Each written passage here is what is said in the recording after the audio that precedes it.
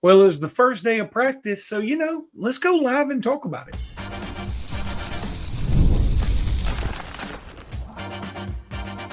You are Locked On Bama, your daily podcast on the Alabama Crimson Tide. Part of the Locked On Podcast Network, your team every day. Hey, everybody. Welcome back into Locked On Bama, AHSA Radio Network's Luke Robinson. That's me. Alabama internet legend Jimmy Stein. That's him. Want to thank you every day for being here every day. Thank you, newbies, for being here today. And thanks to everybody for making us your first listen every single day. You guys are the best. So, of course, it was the first day of practice. And, Jimmy and I wanted to go live right after Kalen DeBoer's press conference. The problem is Kalen DeBoer didn't cooperate and get off in time because I always have to be on the radio at 12:20. And then Jimmy has a drinking date from 1 to 3 every Wednesday. So, we couldn't do it. But we're here now. And by the way, somebody just brought this up. Kyle did. He said, good interview with Bear Fretwell earlier. If you haven't seen that, go check it out. I'm telling you, not for us. Go check it out for Bear Fretwell because he was absolutely awesome. Such a mature kid. When I was 17, I was not 6'7". I was not 300. I was not mature. I was none of those things. If there were two Jimmys, I'm not sure you'd be 6'7", 300. Would you? Nope. Okay, let's see. Or mature. Certainly was not mature. All right. In high school, I was probably 5'7", 145. Well, let me tell everybody our plan, okay? We're going to talk about practice day, what we saw video-wise, what we've heard. And then we'll probably spend some time in the second segment. We'll do 2 segments tonight. Sometime in that second segment, talking about the Tank Jones, saying he's going to announce tomorrow. If Alabama is the pick tomorrow, Jimmy and I will go live tomorrow for sure. I think, awesome. Jimmy? Oh, well, we'll see what mine and yours individual schedules end up. But as of now, in terms of, obviously I'll be tuning in. I've not learned anything the last couple of hours. This can change really quickly. Right now, as we record this, we're live. I think Luke's recording a tank bag. Hey, default name. Hey, I'm all for it because I think it's basically legal. But I think it's Alabama. But if anyone's listening to this and gets upset that Jimmy said it would be Alabama, I'm not telling you that it's Alabama. This is a guess based on a guess. I know, but save it for the second segment because we do need to give practice its due. We've been waiting all of 2025 for this. So let's give it its due. And I don't want it hijacked by Tank Jones, even though I said earlier, Tank is kind of brilliant for being the last big fish to announce because all the eyes are on him. It's 5 months before signing day, just to show how crazy recruiting is. Do you remember when recruiting used to come down to literally signing day? It's 5 months away and people are impatient. No, people are insane is what they are, at least on BOL sometimes. But, okay, so first day of practice, Jimmy, I'm going to tell you, I had said this on, I guess, Tuesday. I said, first day of practice to me is always it's like the first preseason football game, which will also be tomorrow, which I'm also excited about. But every time I watch it, I'm like, this didn't really do it for me. I thought this was going to be the situation with this first practice. I am abnormally excited about some things I saw. For instance, the first thing that when you say, Luke, what'd you see in some of the highlight videos of practice that people put out there? Lots of Brooks. I saw him make a move, plant his foot, get around somebody, and change direction in a way that Jerry Jeudy would do, in a way that Amari Cooper would do, in a way that Ryan Williams would do. Please don't get it twisted that I'm calling him any of those guys. He may not even play this year. I don't know. But I know this. It felt like he was in a few of those little highlight clips I saw. And the one that I saw, and again, it was against air for the most part. There was just a staffer standing in front of him that he got around. It wasn't like some 6'1", 200-pound cornerback that he was trying to avoid from Georgia. That wasn't what it was. It was a mildly in shape staffer that he got around, but it still impressed me. And so I'm just saying, I'm going to be excited. And then the second thing I would say I was excited about, there were some passes that I saw from Ty Simpson that made me go, "Oh, that's pretty. Oh, that's a pretty pass." Always said when the discussion about quarterback was, Ty hadn't looked great. Ty was a 5-star quarterback, 5 stars, and I know that the recruiting, the developmental part of it, when they're being evaluated, they're still developing. So a lot of the evaluation is a projection. What are they going to look like in the future? That's why it's so inaccurate. But that said, the 5-star guys are 5-star guys for a reason. They're looking for exceptional arm talent, exceptional athleticism. Ty had all those things. That's why Ty Simpson was given that 5th star when he was in high school. And that's why I think I was always very optimistic about Ty. Not that every 5-star works out, but just that people were expecting so much so quickly. Ty's biggest fault was that as a redshirt freshman, he could not beat out a top 100 4-star redshirt sophomore. That's not a negative like so many people looked at it. To me, it's just like, hey, with some of these guys, it takes a minute. For a guy like Ty coming from where he came, it may take an extra minute, but he was given that 5th star for a reason. There's always been impressive arm talent. The athleticism is obvious. And on top of it all, his dad's a coach. He's a gym rat. There's just too many boxes that are checked for us not to be excited about Ty Simpson. And today, it's just one day into his year 4. I loved what I saw today from all the various clips we saw of Ty Simpson in practice today. Milrow is better, Keelan is better is actually a username. I don't want y'all to think I'm actually declaring that, but he's saying Milrow, he says stars are not going to help Ty Simpson versus SEC defense. True. That's true for everybody. And look, again, I understand some people. There was somebody in the comments, it's gone, scrolled past it now, but he said, I don't like Keelan Russell running with the 3s. No, I don't like it either, but can't you understand it? Because Keelan Russell hasn't been here as long. Well, he hasn't been with the coaching staff as long as Austin Mack nor Ty Simpson. So, I mean, I get it. I mean, I think it'll change. It's day 1 of practice.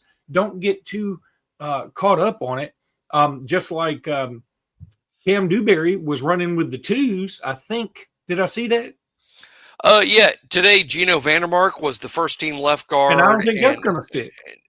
Well, they're probably looking at both. I mean, I think the fact that Gino Vandermark was the number 1 left guard today is significant. And the fact that it's just day 1 is don't put too much significance on it. There's a lot of time left. And as far as Ty, in terms of, okay, Ty's getting all the reps with the 1s,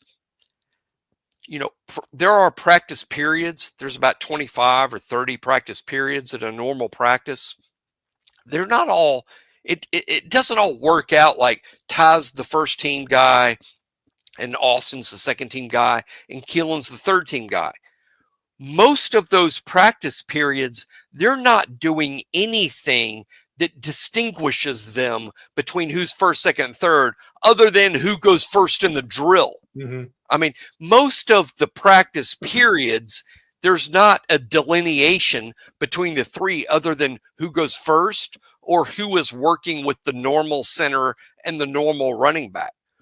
Where people need to pay attention, and this is where I agree with that point made earlier, is he working with the 1s when they're working against the first team defense and it's 11 on 11 or it's 7 on 7 and he's clearly the guy working with the 1s against the 1s on defense?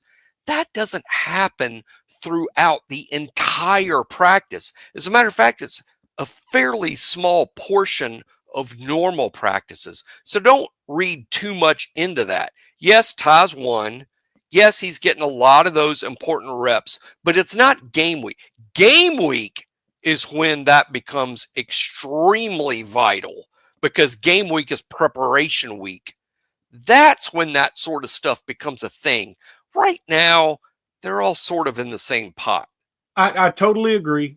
Ty's one, and then there's two dudes. Now, if the game were tomorrow, and that's a pretty popular phrase now. If the game were tomorrow, who would you rather play? I'm the biggest Keelan Russell. I want to get his autograph on the Men's Health magazine he was on. That's how much I love me some Keelan Russell. But I would rather Austin Mack start if the game were tomorrow, because I feel like he knows the system better. I think just by hanging around, he knows the system more. So by the end of fall camp, though, I may have changed my mind. So I'm a big Keelan Russell guy. Everybody knows that. I talked about him all through recruiting. I talked about him when Matt Moscana was making fun of him. I talked about him. I believe that. I said he's going to surpass Ty Simpson. I really believe that. And then Ty Simpson held him off. So instead of going, well, I'm still right, Keelan Russell's going to be better, I'm going to applaud Ty Simpson instead of trying to say, well, this is just a stupid decision. Ty Simpson won the battle. And you know what? It's not crazy, because Jimmy, as you said, he was a 5-star himself. He's a coach's son. He's a hard worker. There's a great article on BOL about him. And it talks about, Ty Simpson's the kind of guy who goes to bed at 9 o'clock. He's not going out there and partying all night and doing all that. And then at about 5 o'clock, he's getting up and going to watch film or do something else. And his dad says, you know how I know? Because he's calling me on the way, because I'm up, because I'm a football coach. So I'm up. So we're both up.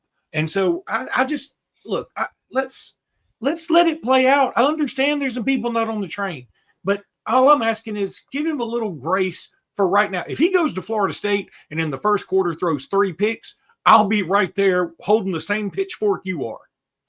I hope no one's holding a pitchfork. But, there's 2 different types of quarterbacks that do well. One is the freakishly gifted, whether that's arm talent, whether that's with your feet. We just had one. I mean, Jalen Milroe, freakishly gifted in terms of arm talent, arm strength, his feet, his speed, just freakishly athletically gifted. That comes from the Lord. A second type of quarterback that does really well is the quote, and I'm just using this as a catch-all phrase, the coach's son, the gym rat, the guy that it's inherently in him what it takes to play the position.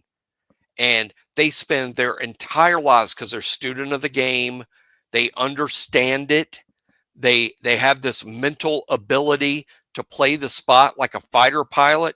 There's that guy. I would just to grab a name out of the air. How about that kid at Georgia, Stetson Bennett? I mean, okay. There's a guy that just had clearly an inherent ability to play the position, despite not having those physical abilities. The reason to be super excited about Ty is he's both. He's both of these guys. He's got 5-star skills that make the evaluators go, wow. Or if he was a baseball player, he's got the 100-mile-an-hour fastball, But he's also the coach's son and the gym rat and the guy that is inherently, and they're like, well, Jimmy, come on now. If he's that good, why wasn't he playing before? Well, maybe because he didn't grow up playing in high school football against Atlanta and Dallas and LA. And I mean, he played rural high school ball against country kids, playing with kids who didn't play college football, against kids who didn't play college football. So it was going to take a hot minute. And by the way, this guy, a lot of y'all dog, that was apparently so easy to beat out, is a 3rd-round pick of the Seattle Seahawks. Okay? So, and by the way, he graded out The Seahawks tweeted this out today. He's the second fastest quarterback in the Madden game. Look, that doesn't mean anything. It means he's the second fastest player according to Madden, and Madden tries really hard to make it as realistic as possible. So that's right. That's something, and I think you're right. You hit on something. He is sort of the combo. A guy doing the comments, a commenter. Yeah. What is a word for one who comments? Well, me and you. So he said, you know what? Alabama's won more national championships with guys like Ty Simpson than they have with guys like Jalen Milroe. Now, the obvious thing, somebody's going to take a race thing into there, and I don't want them to, because I don't think where this guy was going. Because you think about it, Jay Barker was a pretty incredible athlete. So was Jake Coker. And I'll tell you something. Mac Jones, pretty good athlete. Greg McElroy, pretty good athlete. And then Bryce Young, super athlete. He was great in basketball. But I wouldn't say, and while Bryce Young could run, I'd say, you know what? That may be a good call. Of all those players, I think we keep equating Ty Simpson to Mac Jones. Yeah. And maybe that is because they just sort of look alike and they are both white quarterbacks, whatever. When he may be more like Bryce Young. Now, I'm not saying he's going to win a Heisman. I'm just saying Bryce Young was pretty fleet of foot. When he had to run, he was good at it. All these people excited about, oh, great, now we got Ty Simpson, a game manager. No. He's got 5-star tools. All these things that you want a quarterback about, their ability to run, the arm talent. He's a 5-star physical talent. Now, does he have the intangibles perhaps to be this coach on the field? Yes. But that's what makes Ty so special. And again, for all of us who say Ty's special and y'all are crazy for underestimating him, and those same people say, well, why wasn't he playing before? Again, I just point out, I mean, the guy that was ahead of him is older, experienced, and a third-round pick of the Seattle Seahawks. I don't think that the fact that, I mean, for instance, I think the best quarterback in college football this fall is going to be Arch Manning. He didn't beat out Quinn Ewers. Well, I'll give you one. Quinn Ewers was a 7th-round pick, not Jalen Milroe's 3rd-round pick. I'll give you one. That's just how it works. One thing I've always thought about, you want to talk about changing the course of Alabama Iron Bowl college football history. What if Alabama had given the ball to Derrick Henry on 4th and half a yard in the 2013 Iron Bowl when TJ Yeldon got stuffed? What if we had done that? But at the time, it sounds insane to say, oh, you didn't give it to Derrick Henry? That sounds insane. But at the time, TJ Yeldon was pretty awesome.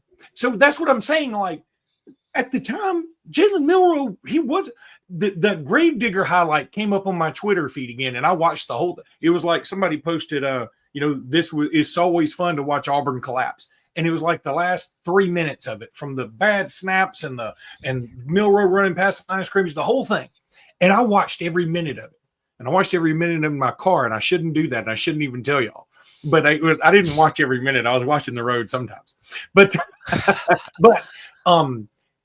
and I was thinking, yeah, we forget. People remember, Jalen Milroe for the last 2 Michigan games, and the Oklahoma game, and the Vandy game, whatever. But man, he gave us some good moments, and man, he was pretty good. And maybe Ty Simpson will make us think later this year, man, we were insane not to be playing him versus Milroe, because that's what we do with Derrick Henry versus TJ Yeldon right now. But let's just hope it gets that far. Jimmy, we got to go to break. We're way behind. So let's go to break. I need to tell everybody about 5-Hour Energy, because y'all know I don't need it. I'll be honest with y'all. Jimmy will tell you I'm sort of hyper. It's time to fuel up and turn it up with 5-Hour Energy. Y'all might need it. And that's 5-Hour Energy Transfusion. It brings the bold grape, ginger, and lime flavor of your favorite golf drink, minus the alcohol, into a quick, energizing shot. Whether you're into sinking birdies or just making memories with friends, this one's a hole-in-one for your energy game. Let's be honest. Some days on the course, or off of it. You just need that extra boost to stay sharp and energized. Look, and that really is something that everybody needs. I was teasing earlier because I have had 5 hour energies and 5 hour energy transfusion, and I love them. And they do get me through the day because, see, I get up early and I go to bed early. But if either one of those things changes, my whole day is screwed up. So I might need a 5 hour energy transfusion. If you go to 5hourenergy.com, that's the number 5hourenergy.com. You can use my promo code. That's Locked On Golf to receive $20 off your first order. This offer is only valid until September 30th on one order and cannot be used with other promotions. The code is not good on subscription orders. Whether you're meeting up with friends or trying to turn 18 holes into 36, get the energizing boost you need to power through. Order transfusion flavored 5 hour energy shots today, suckers. Okay, we'll talk more practice tomorrow. Yeah. We definitely we'll be talking practice a lot. Got so fired up about time. We talked about practice at all. I mean, we'll do that. Yeah, I said we'll talk more practice. We didn't say anything. I like Lots Brooks and Ty threw one pretty ball. All right, Jimmy, what else is up? I saw a bunch of things through practice that stood out to me. Now, some of it is because I'm always interested in the depth chart. I know a lot of y'all are. Caden Jones was number 4 at inside linebacker. Wasn't sure that would be the case. Thought it might be QB Reese, but Caden Jones was number 4. So that means he's at the inside linebacker reps with Deontay Lawson, with Justin Jefferson, with Nikai Hill-Green. Gino Vandermark was the first team left guard today. Now, does that mean, okay, Florida State, it's all settled, it's Gino? Of course not, but it is significant to me that he was the first team left guard today. Cam Dewberry battling with him. I think maybe the most interesting thing to me all day is the fact that Olas Alanine is a guard after spending so much of the spring at tackle. He's back at guard. So the second team guards, both true freshmen, Jackson Lloyd at left tackle, Big Mike Carroll at right tackle.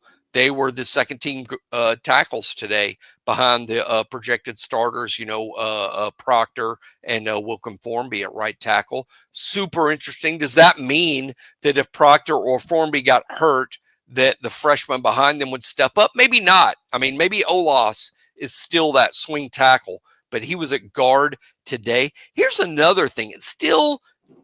I brought this up a lot in the spring, Luke, because it still surprises me. How about Daniel Hill as the third running back? I mean, the first running back is Jam. The second running back is Rich Young. The third running back is Daniel Hill, which has stood throughout the summer.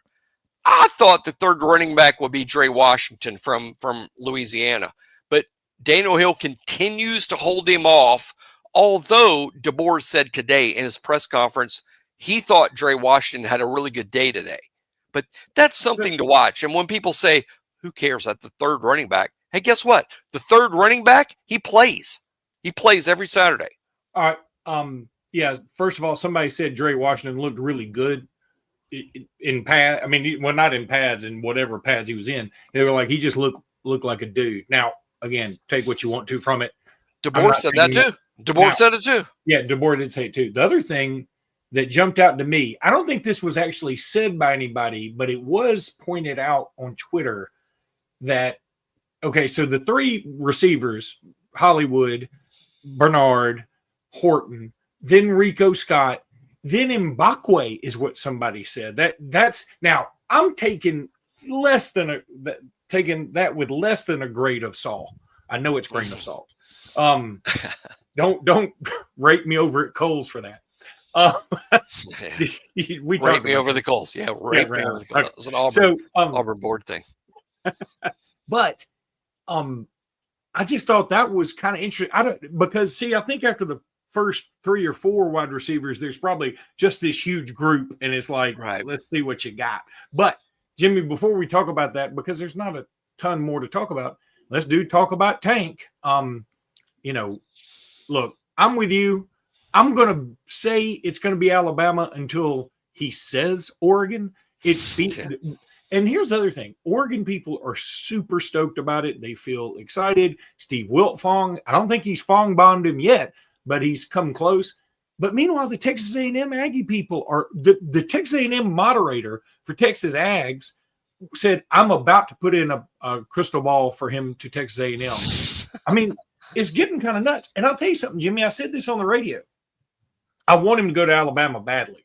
I feel like you will. I'm not as confident as I was yesterday, but I feel like you will. But there is something inside of me that's like, you know what? Kudos to this kid for not letting anybody know. I hope nobody knows. I hope Wiltfong has to pull it out of his yin yang and just put something out there and it's wrong, whatever it is. And I hope that this guy is a legitimate surprise to whatever staff, because I kind of miss those days, because we talk about this in recruiting all the time. We know where 90% of these guys are going. There's some guys that have Alabama in the Final Four, and you and I are like, Alabama's not even really talking to that guy anymore. So it's like, and when all these crystal balls come flooding in a week before a guy commits, it sort of takes the shine off his moment. So you know what, Tank Jones, do you, bro? Yeah, I mean, wherever he goes, and I don't think Oregon's a terrible choice for anyone in their top 5 program right now. In my opinion, Texas A&M is a fantastic program in terms of developing defensive linemen to play in the NFL, and I know a lot of Alabama fans are like, how could you consider going anywhere else? But Oregon and Texas A&M are fantastic programs, and Tosh Lupoy, the Oregon recruiter, in my opinion, is the best recruiter of the entire Saban era at Alabama. Why should we be shocked that he's continuing to be a really good recruiter at Oregon? But, as far as what Luke said about, setting up, I don't think it's setting up drama. I mean, I've talked about it before, and it sounds silly, but I'm going on a vacation next year with my wife. I talked about it the other day. This is something that's going to happen, and we're talking about it right now. We might go to Kentucky on that Bourbon Trail thing.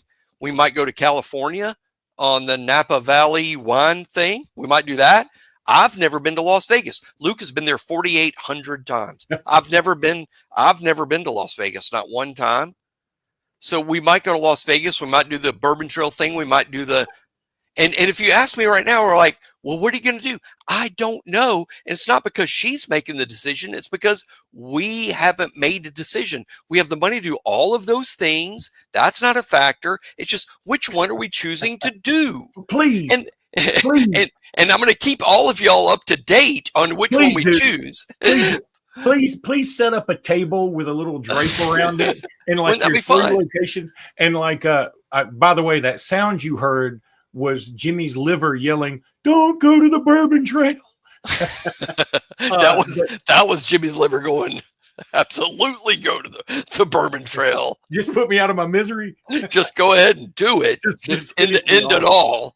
But we haven't made a decision, and I don't know if I don't know. I don't even have a lean.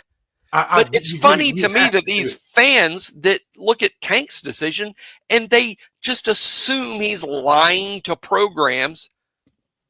He doesn't know because they haven't made a final decision. Now, here's the thing. Everybody is having one pitch tonight. Each team is having one more pitch tonight. Correct.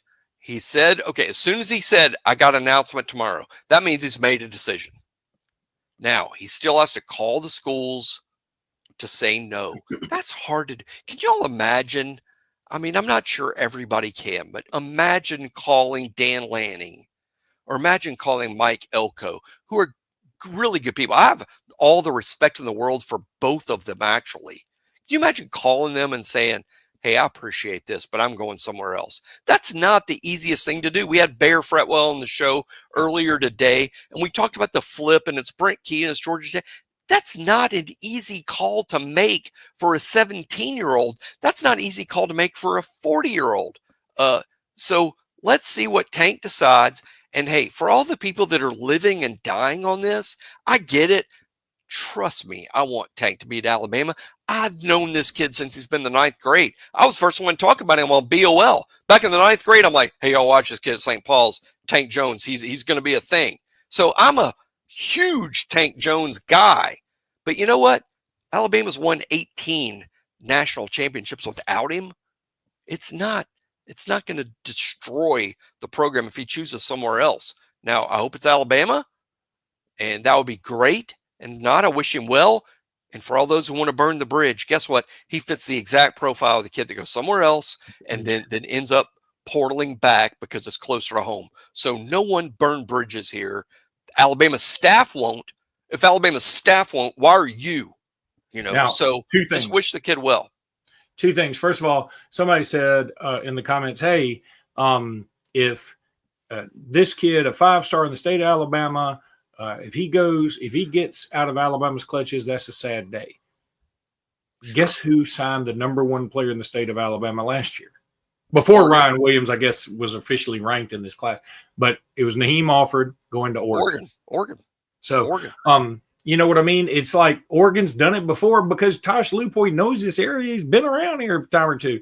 The second thing is I keep having this vision, and I don't know that Locked On will let us do it because they'd like us to stay on point, which we don't do a great job of anyway. No, but if you had a table with like a drape around it and behind you had like the 3 locations you might be going, and I had some travel agent reporting live from the scene and going, I crystal balled him onto the Bourbon Trail, but you know what? California's not out of it. The wineries aren't out of it. Let's do this. I'm fine with doing it because I really don't know where we're going to go, and we're probably going to go to more than one. But we are picking one for the first half. Let's just say for the first half, we are going to North Carolina in July next year. So we're talking about the first half. So you're already transferring? Wait a minute. Funny. We got to go. But listen, Milrow is better. Keelan is better. Says, so are you guys contractually obligated to only half-hour podcast? I could easily enjoy listening to an hour. Hey, we appreciate that. We do. And to tell you the truth, for those who don't know, when we first started podcasting, we were probably Jimmy Williamson that went 2 hours. We would not shut up, as our wives would tell you. We didn't shut up, and as I've said many times, sometimes I forgot to hit record, and we'd have to do it again, and we'd be there for 4 straight hours. That did happen. That is all true. And we had no commercials back then. I had no live reads. We were just rambling. And so the Locked On people, they do their homework, they do their studies, and they say, hey, most people like about a 30-minute podcast. So here's what we decided to do. It's a Locked On policy. It's not a like you must do it this way, but they're like, that's the best way to do it. So that's what we try to do. Now, one other thing is like on a day like today, we did one earlier today. We had Bear Fretwell on, and we went 30 minutes. And tonight we're talking. So more than one show.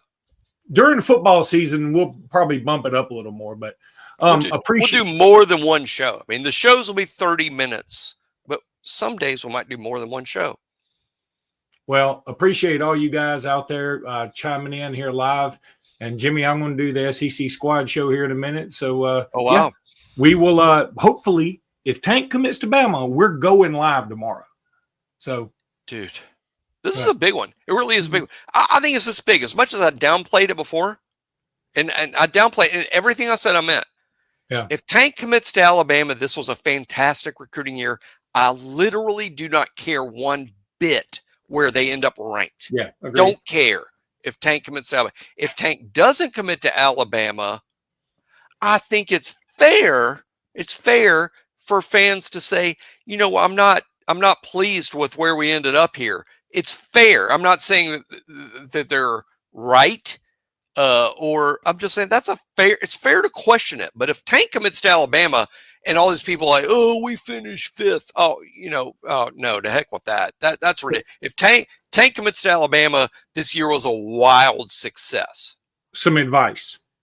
If Tank does commit somewhere else tomorrow, instead of being mad about it, imagine this. Imagine that Tank Wilson committed to Oregon in June and Nolan Wilson committed what'll be tomorrow. So that's imagine that. That's so true, because that's a great point. Because it'll be the first thing I'll talk about, because Tank Jones is going to play, in my opinion, he's a bandit. In my opinion, he's a bandit. You know who else is a bandit? Jamarian Matthews, top 100 prospect. We recruited Nolan Wilson to play Bandit. Now, I think he's going to grow into defensive tackle. But the point is Alabama broke at Bandit if Tank Jones goes somewhere else? No. As a matter of fact, Alabama's in outstanding shape at Bandit, regardless of what Tank Jones does. And that's why it's not really life and death. But I do think a lot of it is perception, and a lot of it is, living in the now. And it is a big deal. And I'm not saying that it's not a big deal. And I hope that Tank Jones, as an Alabama fan, commits to Alabama. I hope he does. But if he doesn't, again, we've won 18 national championships without him. I don't think it's the end all be all. The Hindenburg won't explode atop the Titanic. Not again. Not that one. It'll be a whole different one. If he commits to Oregon. That's going to do it for today's pod. We'll be back tomorrow with a live show if Tank commits to Alabama. Until then, roll tide, everybody. Roll tide.